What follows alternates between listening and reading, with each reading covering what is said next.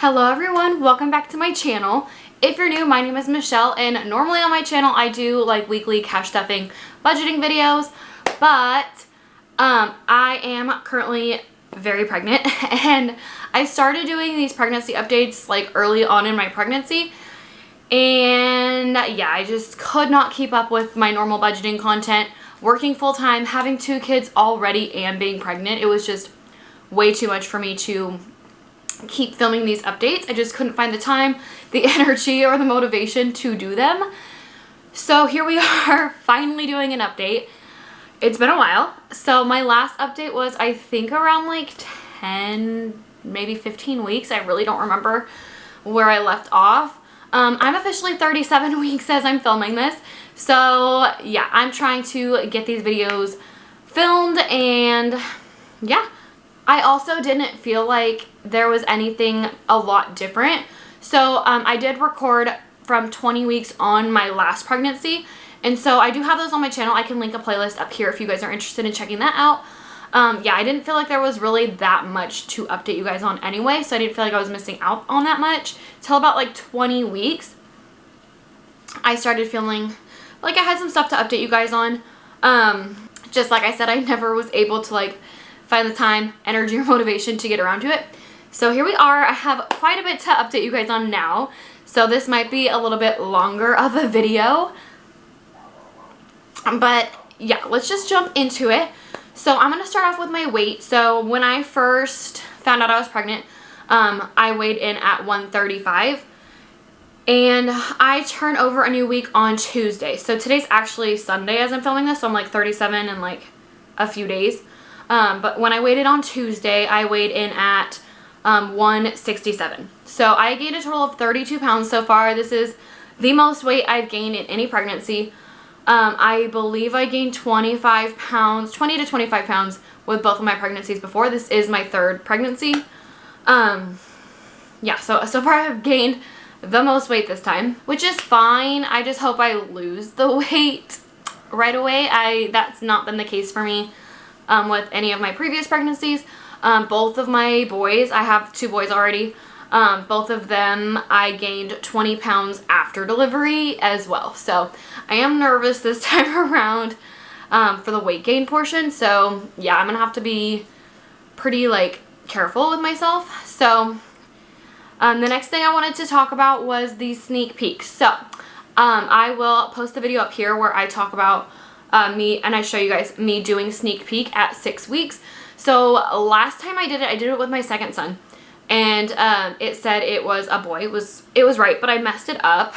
Like, I did the finger prick and I ended up dropping the vial of blood on my carpet where there's boy DNA all over my house. So I didn't think it was the most like reliable. However, it was right. It was a boy. But this time around, I did like this snap where you poke your arm, and it felt a lot less likely to get contaminated.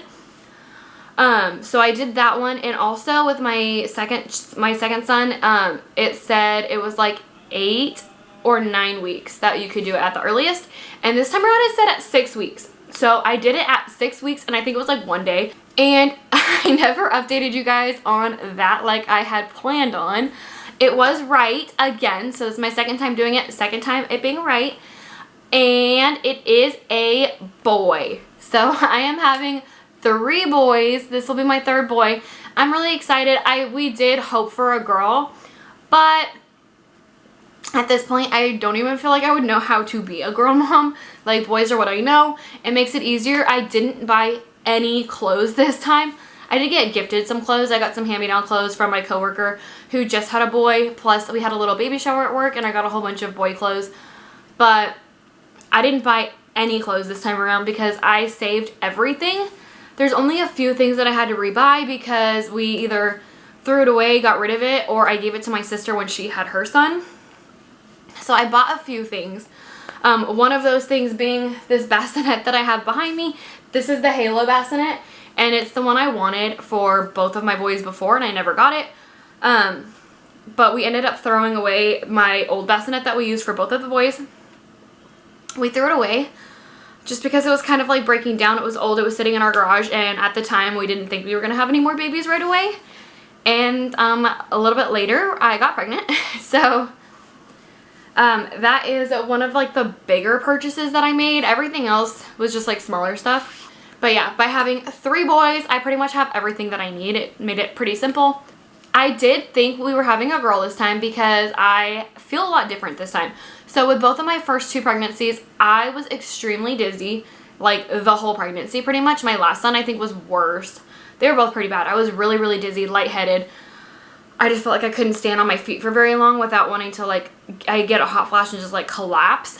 So I didn't have that this time. I had it, I think in the first trimester, like a couple of times, but nothing like before. And I haven't had it since. So in that aspect, it's been a lot different. It's felt honestly really easy until about 25 weeks. So yeah, until 25 weeks, this I would consider my easiest pregnancy, which is crazy because I'm getting older. My body is like, I don't know, my body I guess has done it before, so it's not like confused on what to do, I guess. I don't really know. But at 25 weeks, I started getting Braxton Hicks contractions, and so it made it a lot harder for me to like walk around a lot, be on my feet a lot. I am a server, and so like I'm on my feet all day long, walking all day long. There is nowhere for me to like go sit down and like take a break. I can't just like walk away because I have all my tables that I have to take care of. So like that part, once I started getting those Braxton Hicks contractions, I can't drink water at work as often as I need to. So like that made it more uncomfortable to like work and stuff. But that was the only thing that was really bothering me. Other than that, super easy pregnancy so far. 20 weeks, I have my ultrasound. So at 20 weeks, I had my anatomy ultrasound, and everything was fine for the most part. They did notice first, my placenta with my first 2 boys was posterior, so it was like in the back. And this pregnancy, my placenta is anterior, so it's in the front. And I do notice I look a lot bigger, and I think that has something to do with it. However, I did gain more weight this time. That also has something to do with it. But with my placenta being in the front, I don't feel him move nearly as much as I did my last 2 boys. I do feel him, but it's more like rolls. So like I can feel like where his butt is, and then he'll like roll. I don't really feel a whole lot of like kicks, and he could just be a really chill baby and not move a whole lot. Or it's because my placenta is in the way and I can't feel the movements as much. So that kind of sucks. This might be my last pregnancy. I don't know. Right now I'm thinking it probably will be, at least for a while. But yeah, it kind of sucks that I really don't feel him move that much. Having your baby move is like the best part of pregnancy in my opinion. And yeah, my first 2 I felt move a lot more at this point. So another thing on that ultrasound was his head to torso ratio was smaller than his femur, is I think how they said it. So it was a little bit abnormal on his proportion sizes. My doctor says that she's not concerned about this. She looked at me and said, "You have long legs. I'm sure it's just long legs." But she did order a repeat ultrasound at 28 weeks. In all of my pregnancies, this was the first time I had to have a repeat ultrasound on my anatomy scan, which was kind of scary. She said she does it all the time, these repeat ultrasounds, just to make sure. It's just like, just a precaution, just to see if things change, if there is something maybe when he's a little bit bigger that I need to be concerned about. So yeah, 28 weeks I went in for a second ultrasound, and it showed the exact same thing. There was no changes. He was still, his femur bone was bigger than his like head to torso ratio. But again, she said she's not concerned about it. She thinks he's just gonna have long legs, which I have like odd proportions. My torso is a lot shorter than my legs. Like I'm not super tall. I'm about 5'5", 5'6", but like my legs are pretty long, and my torso is pretty short. So I wouldn't be surprised if his proportions were similar to mine.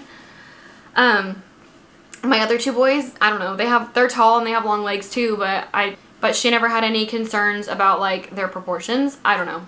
So I got that repeat at 28 weeks, and around this time is when you normally get your glucose tested. And I'm a terrible patient.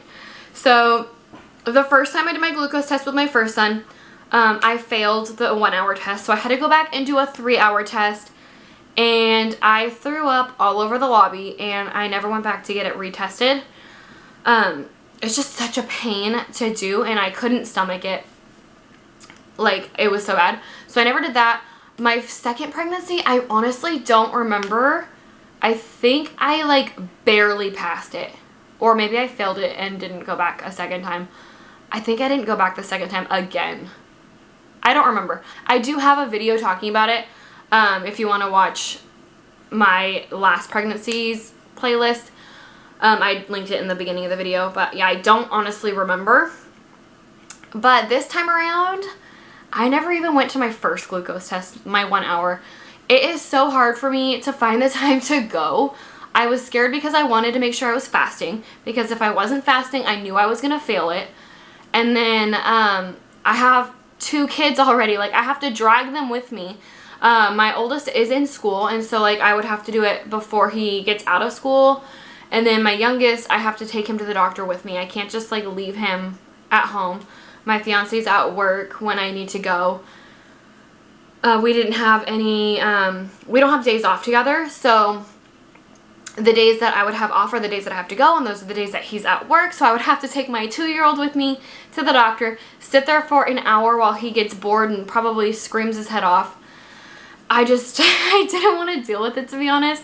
And I felt fine. Like, I didn't feel like I needed to get tested. I mean, that was my choice. Obviously, like, I don't recommend doing that because what if you do have gestational diabetes? Like, it's important to know. However, I didn't do it. So yeah, I'm not the best patient. I don't like going to the doctor. I don't like getting blood drawn. I don't like dragging my kids to the doctor.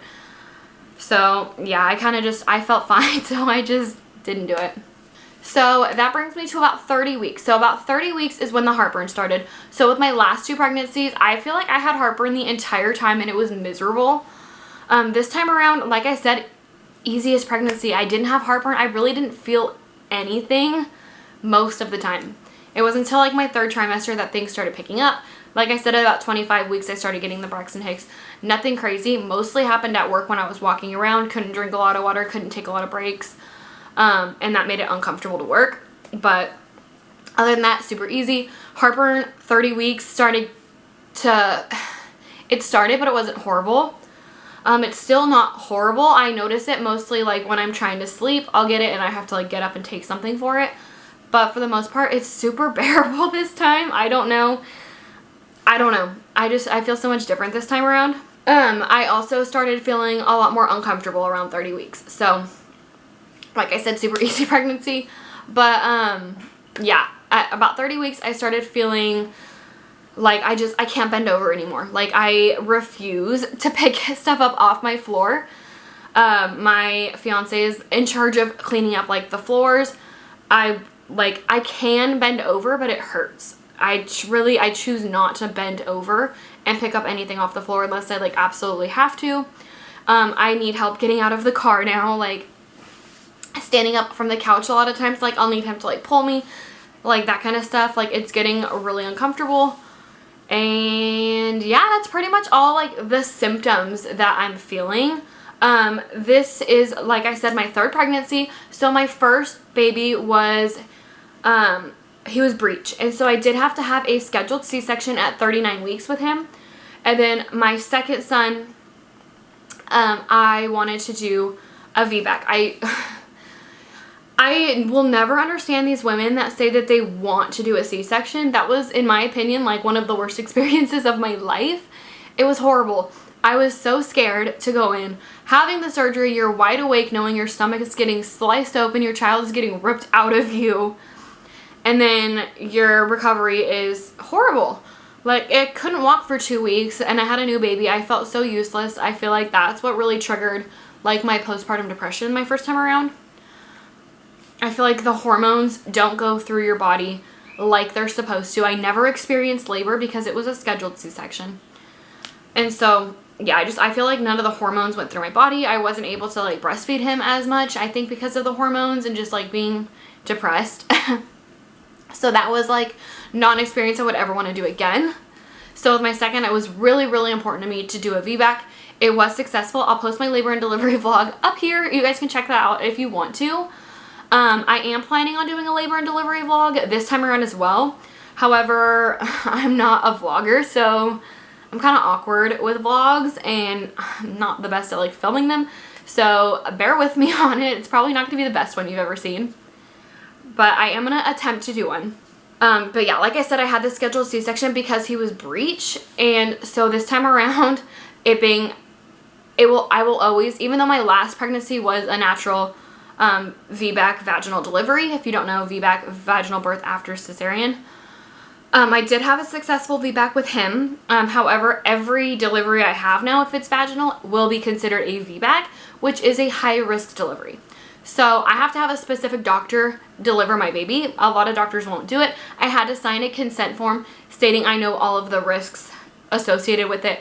And if something were to go wrong and my uterus ruptures and I die or my baby gets hurt or, God forbid, anything happened to him, I'm aware of those risks. However, the risks are so minimal, and it's actually, in my opinion, I'm not a doctor, in my opinion, it is a lot more risky to have a repeat cesarean that's not necessary versus having a vaginal delivery. So we have decided that's what's best for us, and yeah, I really will do everything in my power to avoid another C-section. So because, like I said, he was breech, that is like my biggest concern is his position, and I feel like since about 30 weeks I have been bugging my doctor. Every appointment I'm like, where's his position? Is he still breech? Is he head down? Like, what do I do to make sure he's head down? And at 34 weeks he was head down. So she said after 34 weeks is when you have to be concerned if he's gonna flip because they're starting to run out of room. Which, yeah, I didn't find out my first one was breech until 36 weeks, and at that point it was pretty much too late. And with my first son, I did go to the hospital to try to get a external cephalic version where they like physically grab your belly and turn him. It didn't work. They didn't really try it. They did ultrasounds. I was there for like a long time. Like I want to say like 2 or 3 hours of just like monitoring, and then they're like, oh, the cord is too close to his neck, and they didn't even go through with it. And so this time around, when I went to the doctor who is going to be performing my VBAC, I asked him if he is not in position, like, will you do the ECV, the cephalic version? And he said no, because you've already had a C-section. That's out of the question. So basically what that was telling me was, because I've already had a C-section in the past, pretty much anything that goes wrong, they're going to just go to C-section. They're not going to try, and it's like really discouraging. And I was really scared about his position because he was breech for a long time this pregnancy. But yeah, 34 weeks, I had my appointment, and she said he is head down now. So that was a huge relief. I was fearing that so bad. Then at about 35 weeks, I noticed I started getting that pregnancy swelling, mostly in my ankle. So my right side specifically. I woke up, I was getting ready for work one morning. My ankle was really itchy, like randomly, and I was like, that's weird. I don't think anything of it. I go to work, I come home, I look at my feet, I'm like, oh my God, my feet are so swollen. Mostly my right, I literally had no ankle. And it stayed like that for maybe like 2 or 3 days. And it did go back down, and I haven't had a lot of issues with it since. My fingers are a little bit swollen, nothing crazy. But yeah, I started getting a little bit of that pregnancy swelling at about 35 weeks. But it did kind of like die down a little bit. And then 36 weeks, I had another doctor's appointment. So I'm going every 2 weeks at this point. So I had my 36-week appointment. He's still head down, thank the Lord. And I had the swab. So at 36 weeks, generally you get a swab for Group B strep. So they say it's just like a natural bacteria that lives in your body. Sometimes, I guess sometimes it's there, sometimes it's not. I don't know. But if it is positive, you have to be hooked up to antibiotics. I believe it's, you have to have the antibiotics in your system for up to at least an hour. At least 1 hour before you deliver your baby. So I was positive for this with both of my pregnancies, my previous pregnancies. Obviously, with my first son, it was a C-section. I was probably be hooked up to antibiotics anyway, so it didn't really make a big difference. My second one, my water did break randomly at 38 weeks.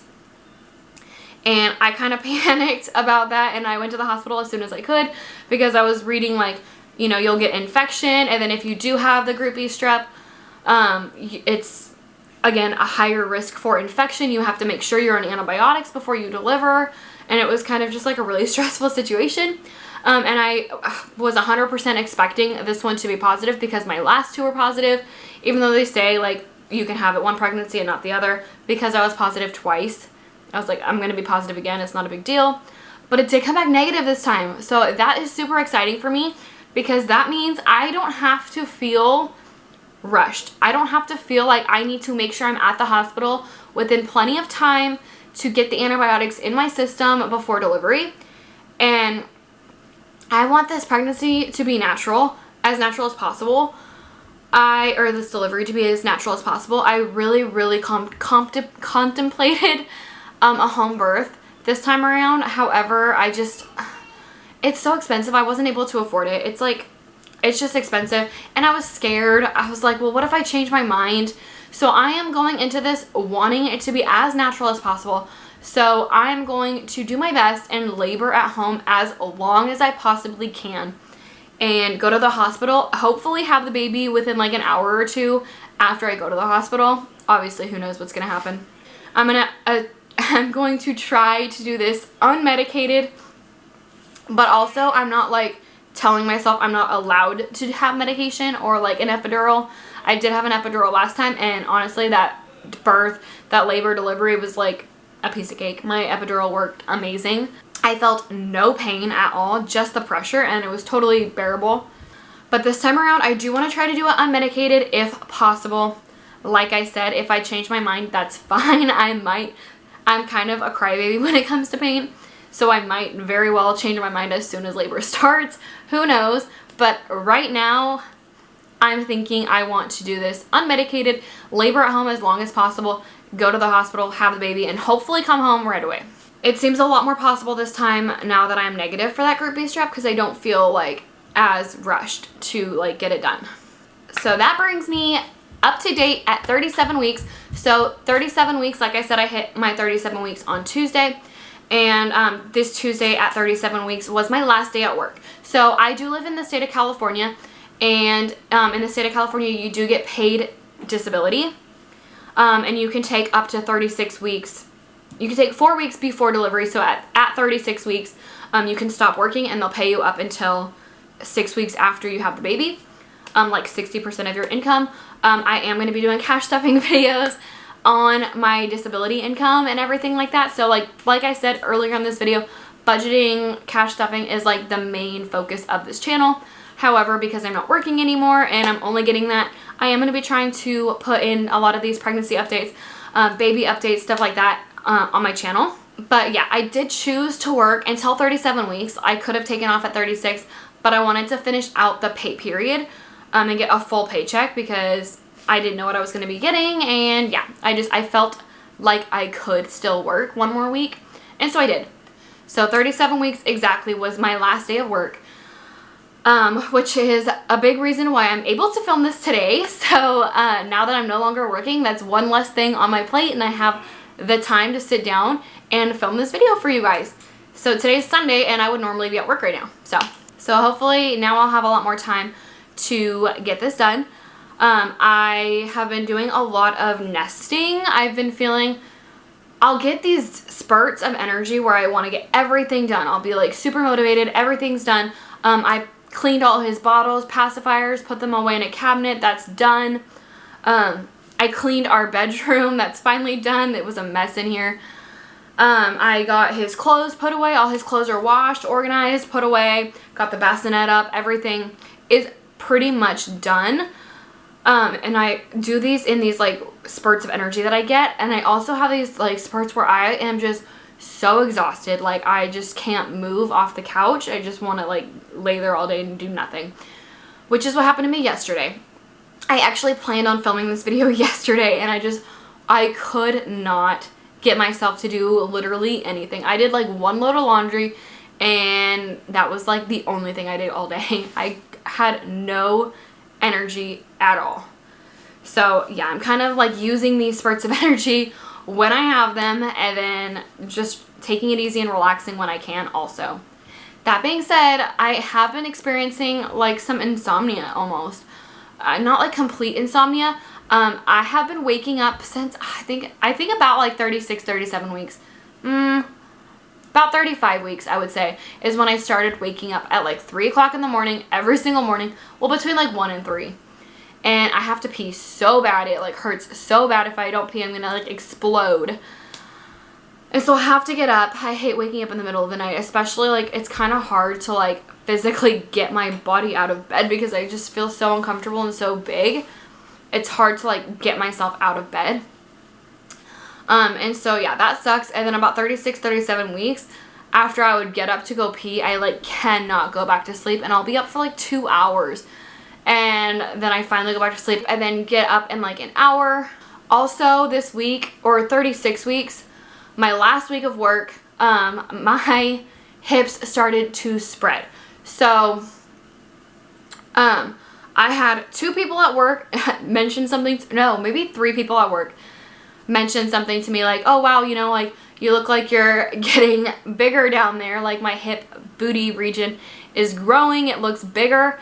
And I actually laughed because Saturday, so my last day was Tuesday, the Saturday before, I have like 1 pair of maternity jeans that I can wear to work, and so I was pulling them up Saturday morning, and they felt like they weren't going up, like they were getting stuck. So I kind of just pulled and I ripped them. So I like the ones with the belly panel, and so like right here at the base, where the like panel meets like the jeans, it ripped. And every time I put them on after that or pull them up, like it just kept ripping more. And yeah, I think it was like Monday that they started noticing. They're like, oh yeah, you look like your booty's getting bigger, or like, you know, just that region is getting bigger. And I would laugh and I would be like, yep, I guess it has to, because I literally just ripped my pants. And they just like laughed. And then Tuesday night I was making dinner, and my fiance, he walked in there and he's like, I just noticed your butt looks a lot bigger. And then I told him like, oh yeah, like 3 other people at work just said the same thing like a couple days ago, or like yesterday. And I told him that I ripped my pants, and he's like, yeah, I literally just noticed it looks like it's a lot bigger. And so yeah, my hips are spreading. And actually that night I was in so much pain in like my hip pelvic region that I was literally in tears. I could not walk, I could not stand. I was on my feet a lot longer on Tuesday. I kind of stayed later at work to make as much money as I possibly could, just because it was my last day. I wanted to make it worth it. Yeah, so I thought I just overdid my body. Like I just worked it too hard. I couldn't walk. We live in a 2-story house. Our bedroom is on the 2nd floor, and it hurt so bad to go to bed. I literally was crying going up the stairs. My hips just like couldn't do it. But it felt better in the morning, and then again that night, like the next day, I took it really easy. I tried not to, I mean, I was on my feet a lot because I was like washing like the bottles and like getting all that stuff ready the next day. But I didn't do much else. And so like I took it pretty easy, and still around like 7, 8 o'clock at night, like my hips hurt so bad that I couldn't walk. And like, I don't know what it is, because I'll feel fine in the daytime, but at night my hips hurt so bad. So I don't know if that's my hips spreading, or I heard there's this like thing like called relaxin, or it's like a hormone chemical thing that gets released to like help ease your hips, and maybe like it's going too fast. I don't know exactly what it is, because I'll feel fine during the day usually, and it's at night my hips just hurt so bad. So I don't know. I didn't mention that to my doctor, or maybe I should have, but yeah, I didn't mention it because it really only was horrible on that Tuesday night. But yeah, they do start to hurt at night a lot more. So the last thing I'm going to talk about is my 37-week appointment. So after 36 weeks, you start going every single week. So I have another doctor's appointment on Thursday, and I'll film a 38-week pregnancy update for you guys then after I see her. Yeah, 37 weeks. It was just a quick visit, quick checkup. I did ask about like COVID regulations because where I live, COVID is a lot more like relaxed, I guess, but in like the hospital doctor's office settings, it's still kind of prevalent. I do have to wear a mask at my doctor's office still, and so I was kind of wondering like if their rules are different than last time, because I did have my son in June of 2020 and it was just a horrible time to have a baby. But yeah, she said I can now have 2 support people in the room, which I'm probably just gonna have my fiance anyway. Like, I don't think I would want anyone else there like during like the labor and delivery process. And I can have visitors this time, and I can bring my kids, but she said something about only 1 kid at a time. So I don't know if that's like a normal hospital policy. I never had kids with my first son. Like, I had visitors come in, it was no big deal, but there was no kids. He was my first. And then with my second, there was no visitors allowed whatsoever because it was June 2020. So no visitors were allowed at all.